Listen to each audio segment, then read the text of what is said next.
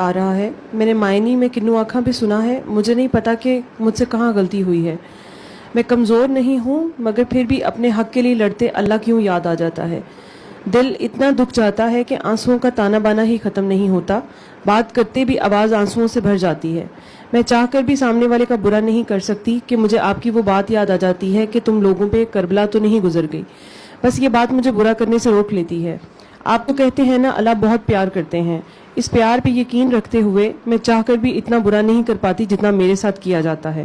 میں مظلوم نہیں ہوں مگر اس وقت میری طاقت ختم ہو جاتی ہے کہ میں اپنے حق میں کچھ کر سکوں.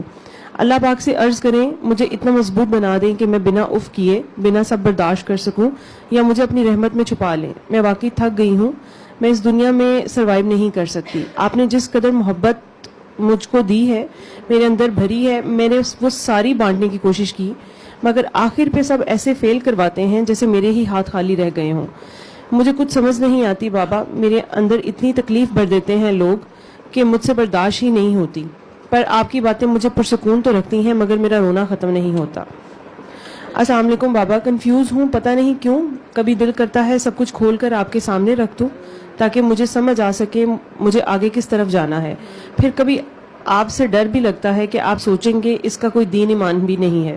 پر بابا مجھے لگتا ہے اب میں ظالم بنتی جا رہی ہوں. مجھے ظالم نہیں بننا بابا. مجھے برا نہیں بننا بابا. یہ سوچ سوچ کر بھی میں بری نہیں بن رہی ہوں. یہ سوچ سوچ کر بھی کہ میں بری بن رہی ہوں ظالم بن رہی ہوں. بابا مجھے تکلیف ہو رہی ہے کہ مجھے برا نہیں بننا. سوال کیا تھا ان کی فیلنگز تھیں, یہ درد تھی. ہم لوگ یہ نہیں سوچتے کہ کسی کے ساتھ کوئی اگر سادہ طبیعت ہے یا چلیں ہمدرد ہے, وہ آپ کے یا معاملہ فہم ہے یا عفو درگزر کر رہا ہے. کاکیاں عموماً اپنے بچوں کی خاطر اپنے ماں باپ کی خاطر کمپرومائز کر رہی ہوتی ہیں, قربانی دے رہی ہوتی ہیں. گھر گھر میں مدر ٹریزا ہیں, لیکن انہیں سمجھنے والے, ان کے سیکریفائس کو ایکنالج کرنے والے کم لوگ ہوتے ہیں. تو کاکی سونی جی, وہ بیسیکلی آپ کا یہ جو رونا بند نہیں ہوتا, یہ تو آپ کا 24 گھنٹے آپ کی روح جو ہے وہ اللہ کی طرف آپ کا دھیان رہتا ہے. اور بیسیکلی روح کوئی بھی نہیں یہاں رہنا چاہتی, وہ تو جانا چاہتی ہے, لیکن جسم یہیں رہنا چاہتا ہے اور آپ کی ڈیوٹی ہے. اور جب اس نے کہا ہے کہ ایک خاص وقت تک وہاں رہنا ہے, وہ رو کے رہ لیں آپ یا ہنس کے رہ لیں یا اس کی رضا کے آگے اپنے آپ کو جو ہے سرنڈر کر دیں, وہ رہنا تو ہے. باقی مخلوق کی خدمت کرتے ہو اگر بے غرضی سے کرتے ہو, بے لوثی سے جب کرتے ہو, تو ان سے ایکسپیکٹ نہیں کرتے, بلکہ ان کے شر سے بچنا یہی ہے کہ ان سے ایکسپیکٹ ہی نہ کرو, پیچھے مڑ کے نہ دیکھو. اور اگر کوئی ایک بے وقوف ہو تو اس کے ساتھ بے وقوف نہیں ہوا جاتا. بہتر ہے کہ انہیں نہ سمجھ کے معاف کیا کرو, دعا دے دیا کرو. یہ جو زیادہ رونا ہے یہ بہتر ہو جائے گا جب لوگوں کو سب کا بھلا, سب کی خیر, زیادہ سے زیادہ مخلوق خدا کو دعا دو گی.